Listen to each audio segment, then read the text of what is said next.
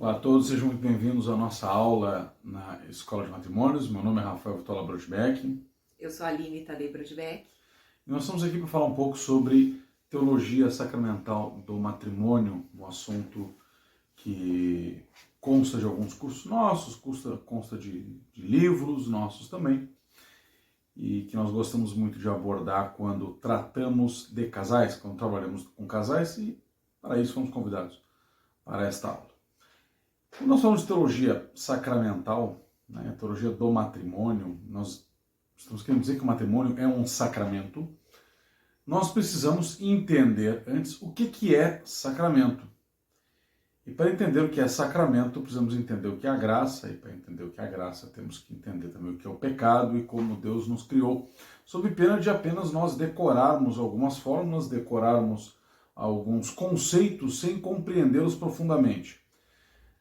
É verdade que todos os católicos sabem que o matrimônio é um sacramento, mas não chegam ao âmago deste conceito, porque confundem sacramento com um mero rito litúrgico.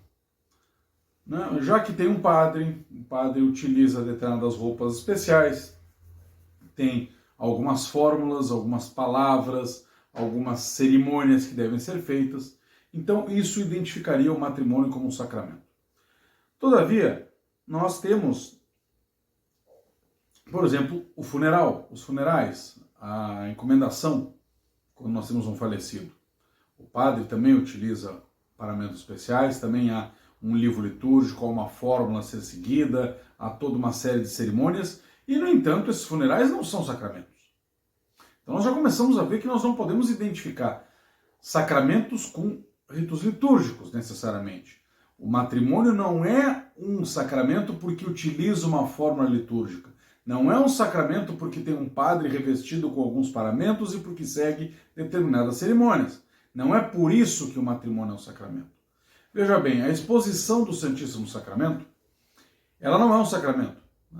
O sacramento da Eucaristia, o Santíssimo Sacramento, é feito na missa. A exposição do Santíssimo é com um sacramento já previamente feito, mas a própria exposição e a bênção não é um sacramento, ela é um rito litúrgico. Tem uma liturgia, tem fórmulas a serem seguidas, tem palavras a serem ditas, tem atos a serem feitos, né? O padre com uma roupa específica, tem incenso, no entanto, não é um sacramento. Uma procissão, da mesma maneira, não é um sacramento. Então, o matrimônio, ele não é um sacramento porque o padre se veste com roupas especiais, nem porque segue determinadas rubricas, nem porque fala determinadas fórmulas. Não é isso que caracteriza o matrimônio como sacramento. O que caracteriza o matrimônio como sacramento é o fato dele ser um canal da graça, um meio da graça. E por isso que é necessário entender o que é a graça. E para entender o que é a graça, voltemos lá ao princípio da criação. Quando Deus cria o homem e a mulher, cria o ser humano, corpo e alma, e na alma o ser humano tem a imagem e semelhança de Deus. Porque o homem não é igual a Deus no corpo, né? Deus não tem corpo, Deus é puro espírito, nós não somos iguais a Deus por conta de bigode, de barba, de olhos, de pâncreas, de intestino, de dedo do pé, de unha. Não é por isso que nós somos iguais a Deus.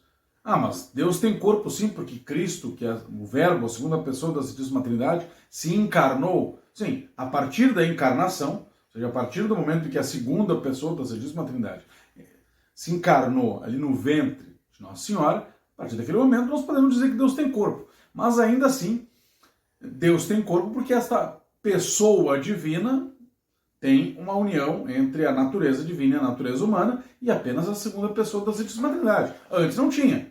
E as outras pessoas continuam não tendo. Então, Deus, em essência, não tem corpo. Até porque o corpo de Cristo é humano, ainda que unido à natureza divina numa só pessoa divina. Mas o tema não é a teologia da Trindade, é a teologia dos sacramentos. O fato é que nós não somos iguais a Deus no corpo, nós somos iguais a Deus na nossa alma. Na alma intelectual, porque a alma do homem é espiritual como Deus é espírito. E dizer que a alma é espiritual, como Deus é espírito, importa dizer que esta alma tem as características que Deus tem.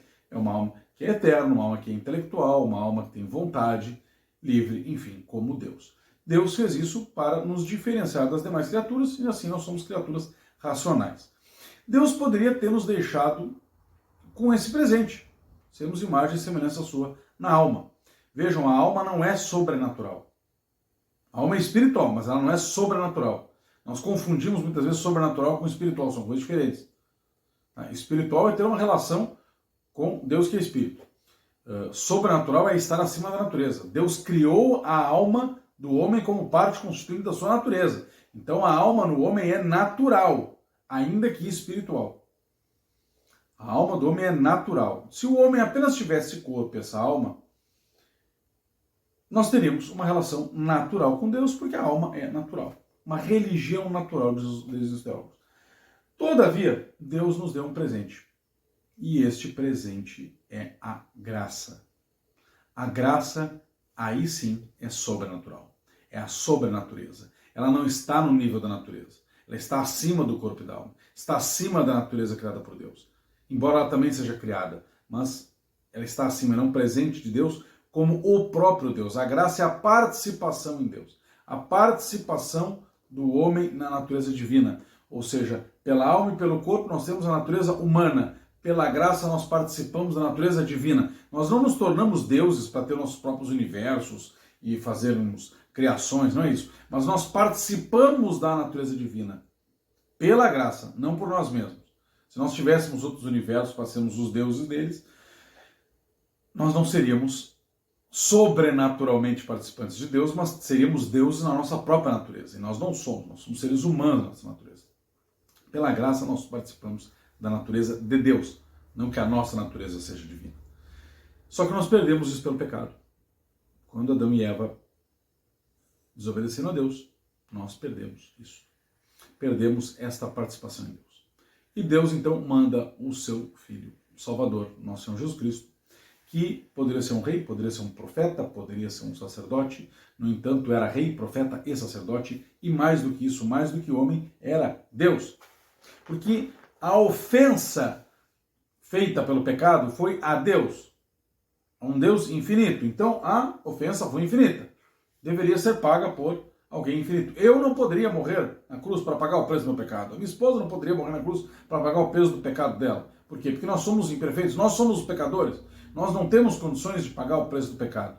Porque nós somos cheios de erros. Então nós não podemos pagar uma dívida que é infinita.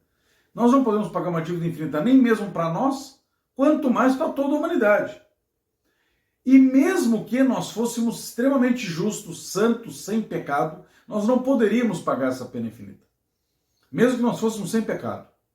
Né? Que nós não fôssemos descendentes de Adão e Eva, ou que tivéssemos algum privilégio de não termos recebido o pecado original, como Nossa Senhora teve, né? Esse privilégio de não receber o pecado original, ainda assim nós não seríamos capazes de pagar o preço do pecado, porque pela nossa humanidade nós somos limitados. Muito mais ainda se nós temos esse pecado. E muito mais ainda se nós não temos que pagar por nós mesmos, mas por toda a humanidade. Então, para uma ofensa feita a Deus, de valor infinito, é preciso que haja uma oferta de valor infinito. Então não a morte de um homem, mas a morte do próprio Deus.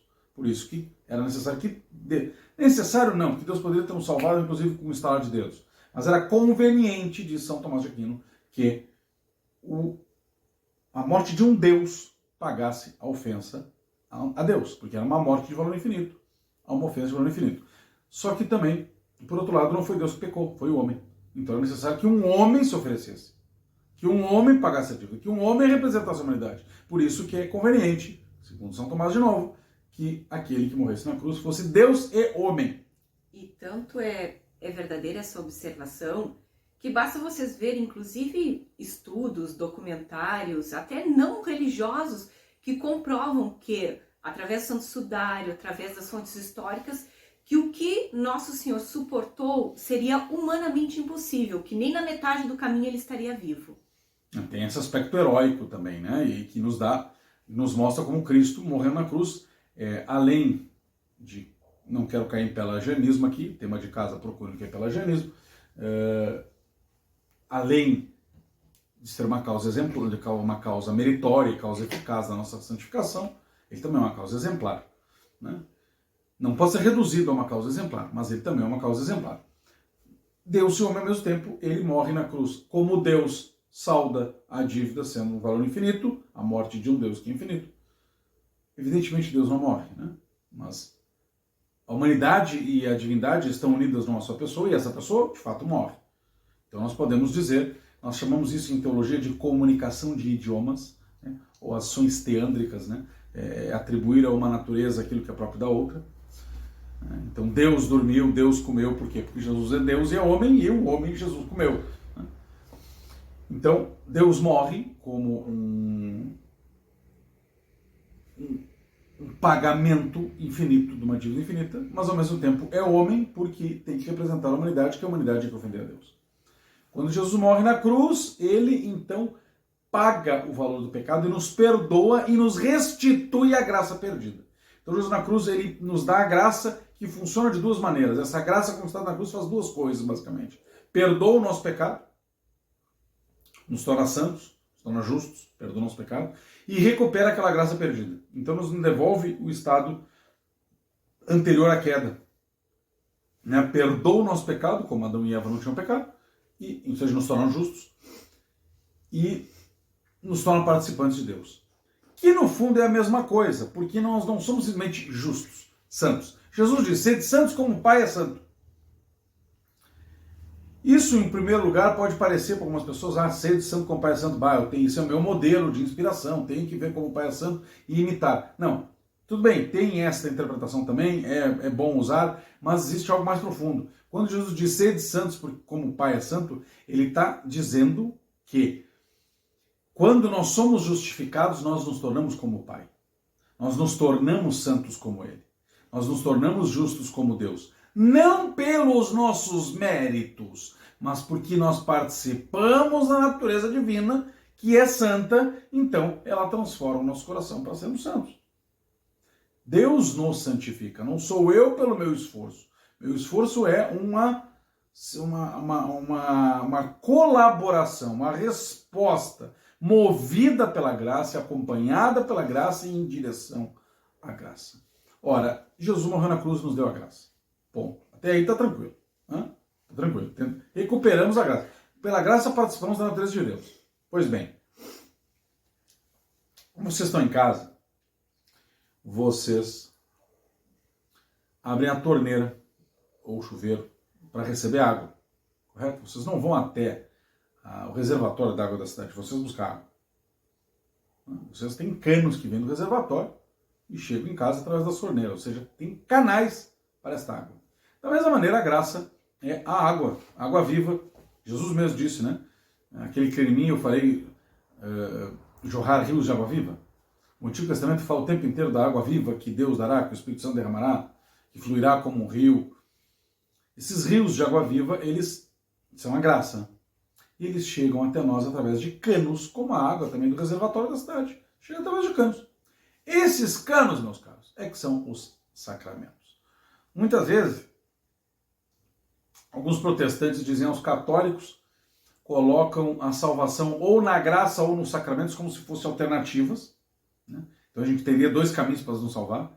E eles, protestantes, só um, graça, e nós dois, graça ou sacramentos, a gente pode escolher. Ou então que seria aditivo, né? Graça mais sacramentos. A verdade é que as duas teorias dos protestantes nos acusando estão erradas. Nós não somos salvos pela graça ou sacramentos, nem pela graça e sacramentos. Nós somos salvos pela graça, e a graça se nos dá mediante os sacramentos. Sacramentos são o meio pelo qual nós recebemos a graça e o meio pelo qual nós então participamos de Deus. Muitas vezes nós não nos damos conta dessa realidade, porque fazemos os sacramentos de maneira automatizada, principalmente por conta da infância e não acompanhados pelos nossos pais ou por um bom catequista. A Aline, ao contrário, se converteu mais tarde, ela recebeu a Eucaristia. Eu não estou dizendo que não possa receber a Eucaristia quando criança, porque os nossos filhos receberam quando criança, mas são acompanhados para entender o que é isso. E muitas vezes crianças não são. A Aline, como era mais velha, já era adulta, teve uma plena noção do que era a crisma, uma plena noção do que é a Eucaristia, uma plena noção do que é a confissão. Talvez possa, nesse momento, então, contar essa experiência com a graça, para assim nós continuarmos sob os sacramentos. Essa experiência dela com os sacramentos que são meios da graça, como adulta, enquanto eu termino meu mate. Então, eu conheci o Rafael, eu tinha 23 anos e eu fui católica de IBGE, né? Tentei fazer primeira comunhão quando criança, nunca me chamaram, a paróquia nunca me ligou, enfim. Quando eu conheci o Rafael já era católico e ele começou a me apresentar, né? Cristo, a igreja, os sacramentos e começou a me preparar, me dar catequese, né? E eu com 24 anos tive a graça, né, de receber, né, Nosso Senhor, e foi algo extremamente feliz na minha vida, e atualmente nem me imagino mais sem receber Nosso Senhor, sem poder. Tanto que durante o período da pandemia, né, a maioria das pessoas sofreu com isso, poucos tiveram a sorte de ter missas, alguns até missas clandestinas, outros, né, alguns que puderam receber e tal. Nós, infelizmente, ficamos um bom tempo sem poder receber Jesus. E Mas menos do que muita gente. Teve gente que passou meses, né? Nós foram algumas semanas. Né? Sim, então é algo que realmente para nós é algo que é o fundamento, né? O fundamento da nossa fé. Quando nós recebemos a Cristo na Eucaristia, nós estamos nos unindo justamente ao seu sacrifício, porque a Eucaristia é sacramento e sacrifício. Então, quando nós recebemos explicitamente os benefícios para participar do seu sacrifício. Nós participamos daquele sacrifício. Ora, alguém que nasce precisa ser alimentado, né? Um neném assim que nasce precisa ir para a teta da mãe para mamar. Então, quando nós nascemos no batismo, nós temos que ser alimentados pela Eucaristia. Nós nascemos no batismo, somos alimentados pela Eucaristia. E eu acho assim, ó, já que, né, o nosso tema teologia do matrimônio, seria inconcebível para o Rafael casar com uma pessoa com uma fé relativa. Por quê? Porque para um casal, o casamento é feito a três. Somos nós e Nosso Senhor.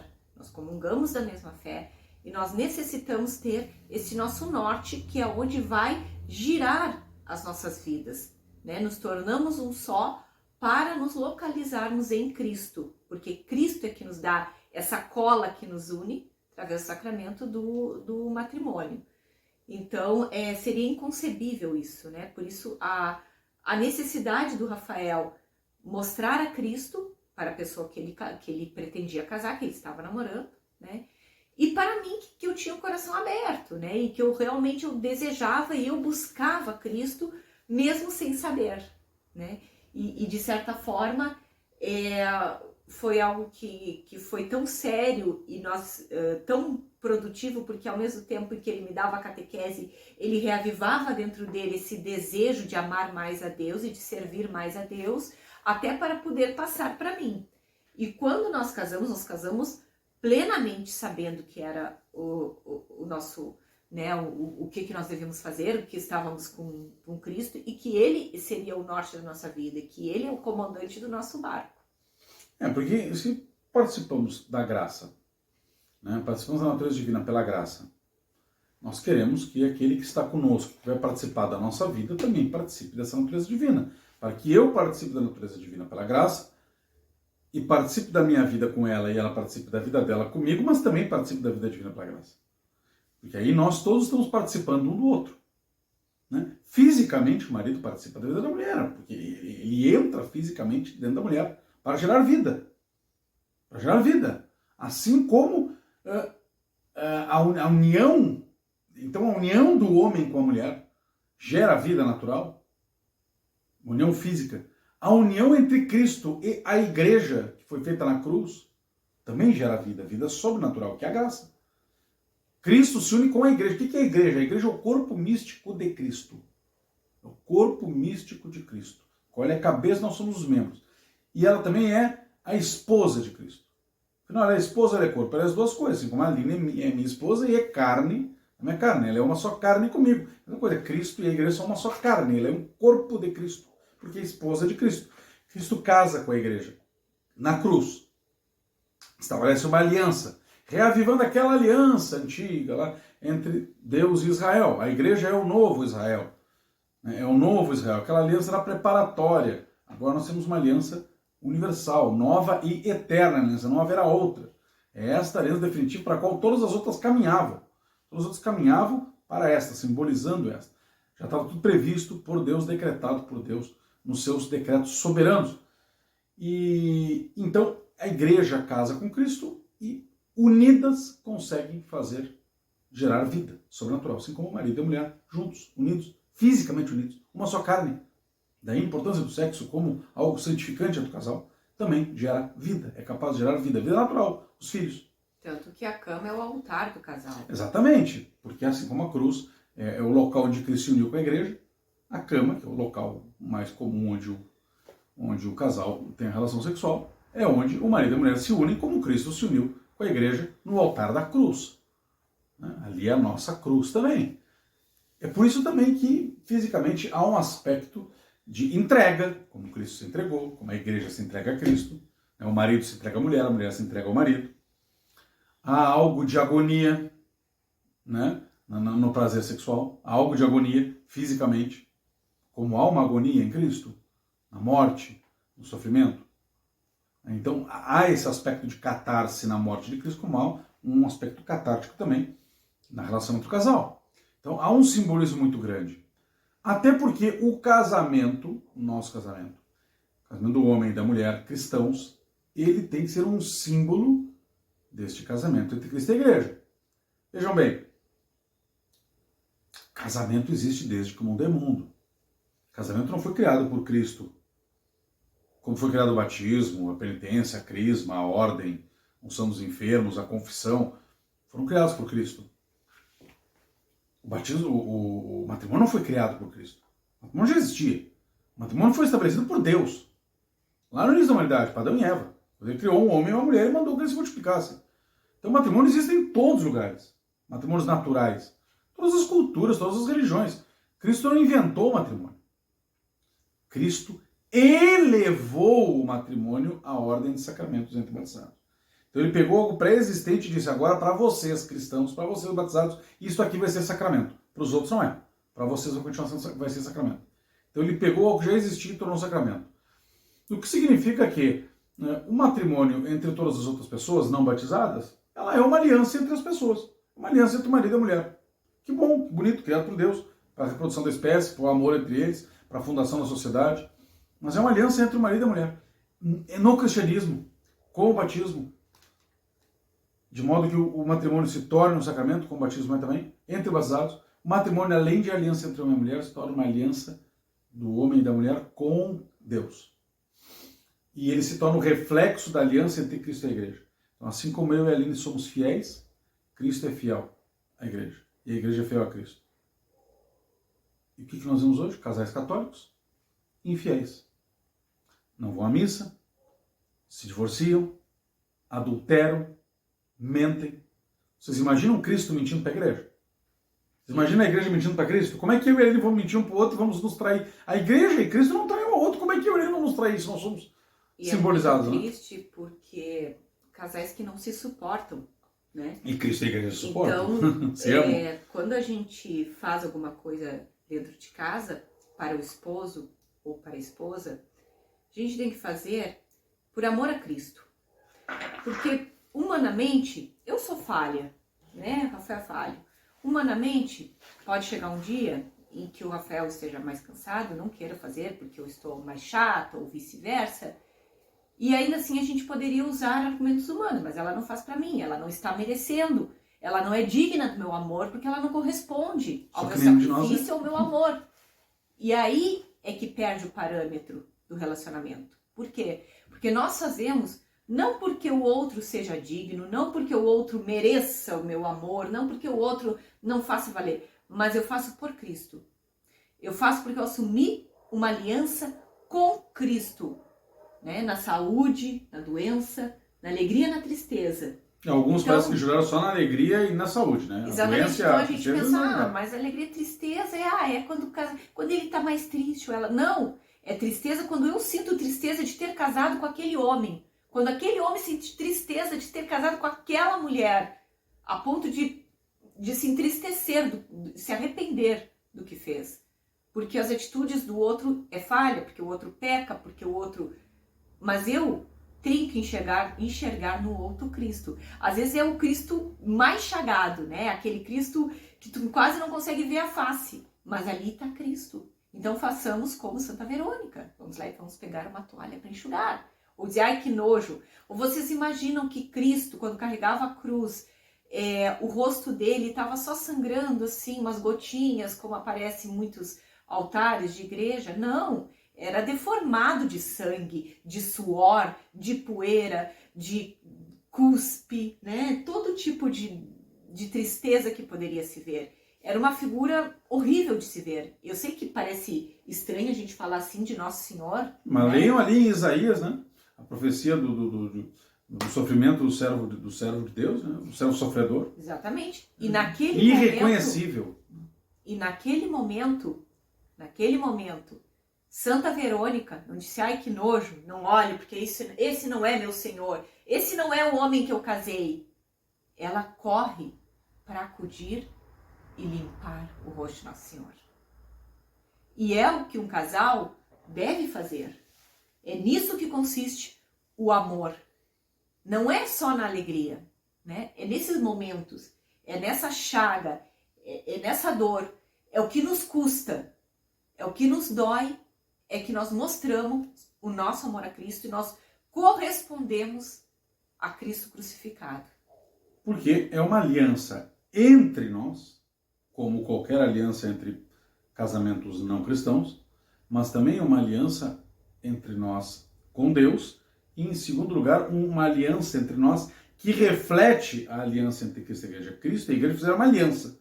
O que é fazer uma aliança? Fazer um contrato, fazer um pacto, um testamento? O que é? É estabelecer condições de cumprimento mútuas. O que Cristo oferece à Igreja na sua aliança? Eu te levo para o céu. Te levo para o céu. E o que a Igreja se compromete a dizer? E eu me comprometo a ser fiel, a obedecer. Pronto. Então tem duas partes que cada uma estabelece alguma coisa. A Igreja se compromete a ser fiel a Cristo e Cristo jura que vai ser fiel à Igreja e vai dar uma recompensa para ela. Então há uma troca mútua de compromissos. E a aliança do casal católico reflete esta aliança entre Cristo e a Igreja. De levar um para o céu. De um levar o outro para o céu.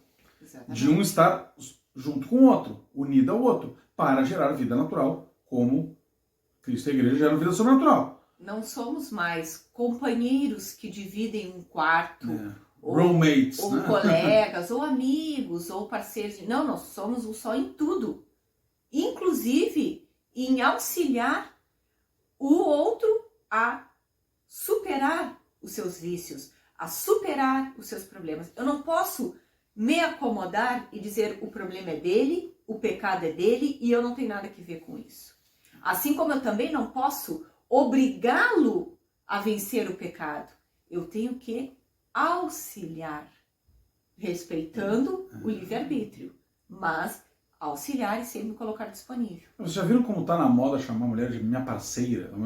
Nada contra que, eventualmente, como um sinônimo, depois de ter usado vários nomes, né, mulher, esposa, a gente acaba falando de parceira. Mas como se reduziu o casamento a uma parceria? Ao meu parceiro. Né? E isso vem daquela história de parceiros sexuais, né? Ou seja, uma pessoa com quem tu tem relação sexual sem compromisso. Minha mulher, ela não é minha parceira. Ela não é minha parceira, não é uma colega numa aventura. Não é alguém que me ajuda no meu trabalho. Nós temos um trabalho, nós somos parceiros para realizar um projeto. É mais do que isso. Há uma falsa ideia. Ela é minha mulher, ela é osso dos meus ossos. Há uma falsa ideia que se foi implementada de achar que quando o marido diz minha mulher, ele está querendo se apossar dela como se dono fosse... Só que um é posse do outro, né? Exatamente. Nós nos doamos. Exatamente. Né? Então é muito mais profundo e muito mais bonito do que meramente uma parceira. Né? O colega de trabalho pode ser um parceiro. A minha funcionária pode ser minha parceira. Mas não meu marido. Meu marido é um parceiro, mas é muito mais que isso. Nós somos carne. Nós somos... Quando Adão viu Eva, ele diz assim, agora sim eu tenho osso dos meus ossos, né? Carne da minha carne, sangue do meu sangue. E Deus diz, por isso deixará o homem a sua mãe, o seu pai, se unirá à sua mulher e serão uma só carne.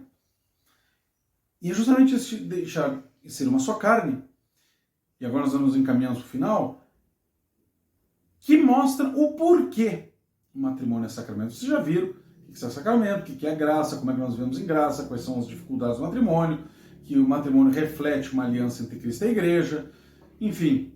Mas o cerne de tudo isso, se o matrimônio não é apenas um rito litúrgico, ele é um sacramento.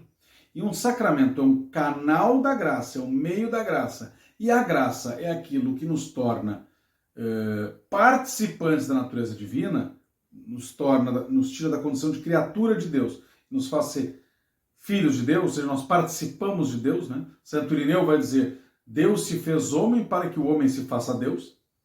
É isso que a graça faz. E se o matrimônio é um sacramento e o sacramento nos dá a graça e a graça nos faz participantes da natureza divina, então o matrimônio nos faz participantes da natureza divina. Ou seja, o matrimônio nos faz Deus. O matrimônio é um bem conquistado por Cristo na cruz para nos fazer participantes de Deus, para nos fazer unos com Ele. Eu recebi um sacramento, não apenas uma bênção. Não é uma bênção. As pessoas dizem, porque eu vou casar na igreja para ter a bênção. Não é uma bênção. Bênção tem quando o padre vem na tua casa, abençoa a tua casa. Quando tu encontra o padre na rua, diz, sua bênção, padre. Ou quando abençoa os alimentos. Não é uma bênção. É uma participação na natureza divina. Vocês se tornam um com o Criador do universo. O matrimônio entre cristãos nos torna um com Deus. E nós perdemos isso quando pecamos. Quando nos confessamos, recuperamos esta dignidade de ser um só. Não apenas eu e a Aline um só, mas eu e ela um com Deus, que é o que mais importa no final das contas. Exatamente. Muito obrigado pela confiança, obrigado por ter nos escutado até aqui. E nos vemos por aí nas redes sociais, em outros cursos, outros projetos e livros também de nossa autoria. Um grande abraço, fique com Deus. Tchau, tchau.